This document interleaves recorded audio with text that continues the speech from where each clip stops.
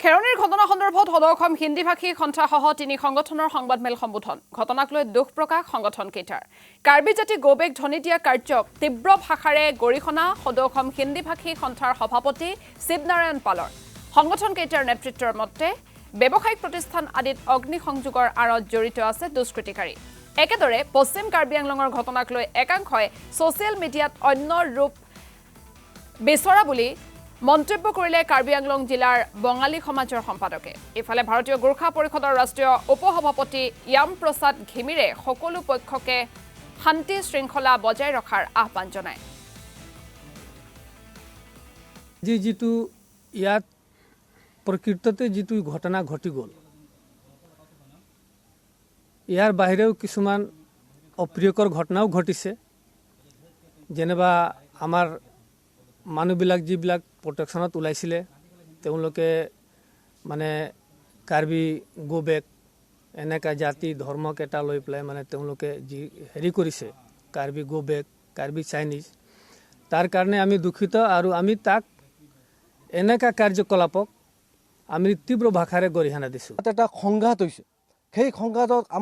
আমাৰ বেংগলী আৰু বিহাৰী নেপালী অসমীয়া বহুতৰ দোকান জ্বলিছে কিছুমান বৰা ছেত্ৰী দাস চৌহান সকলোৰে দোকান জ্বলিছে আপোনালোকে পিজিআৰতো জ্বলিছে পিজিআৰৰ বাহিৰতো জ্বলিছে কাৰণ সেইকেইটা যোনে জ্বলাইছে সেইকেইটা দুষ্কৃতিকাৰী ইহঁতলোকৰ কোনো জাত নাই যদি ইহঁতলোকে ভাবিলেহেঁতেন সেইটো বৰাৰ ঘৰ নজ্বলালেহেঁতেন সেইটো বঙালীৰ ঘৰ জ্বলালেহেঁতেন সেইটো গোৰ্খাৰ ঘৰ নজ্বলালেহেঁতেন কাৰণ একেলগে সকলোৰ ঘৰ জ্বলিছে একে লাইনত যিমান আছিল সকলোৰ ঘৰ জ্বলিছে আমাৰ এটা বেংগলী ভাই ঘৰতে জ্বলি মৰি গ'ল আজি আমাৰ মাজত নাই আমি দুখিত সেইটোলৈ আমি প্ৰতিবাদত যোৱা নাই আমি আইনৰ ওপৰত ভৰসা কৰিছোঁ আনফৰ্চুনেটলি আমাৰ যিটো ঘটনা ঘটিল তাৰ কাৰণে আমি কাৰ্বি আংলংবাসী দুখিত আগন্তুক দিনত আগলৈ যাতে এই পৰিৱেশ নহয় আমি ভাই বন্ধু যি হিচাপে বহি আছোঁ তেনেকুৱা বসবাস কৰিব পাব লাগিব বহি থাকিব লাগিব সকলো সমাজ সুস্থ সমাজ গঢ়িব লাগিব যাতে আগন্তুক দিনত আমি এটা ভাল বন্ধুত্বৰে ভাইচাৰা হিচাপে আমি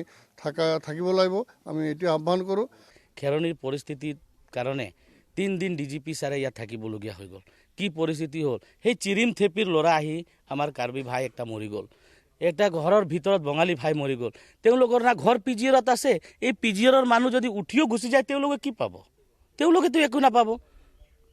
পাব নেকি নিৰীহ মানুহ মৰি আছে এতিয়া সেইকাৰণে মই আন্দোলনকাৰীসকলক একটাই আহ্বান কৰিব খুজিছোঁ আৰু আপোনাৰ বিশেষকৈ নিউজ চেনেলসকলক যে TRP পাবলৈ কিছুমান শব্দ এনেকৈ ইউজ নকৰিব যে আকৌ সংঘাতৰ সৃষ্টি হওক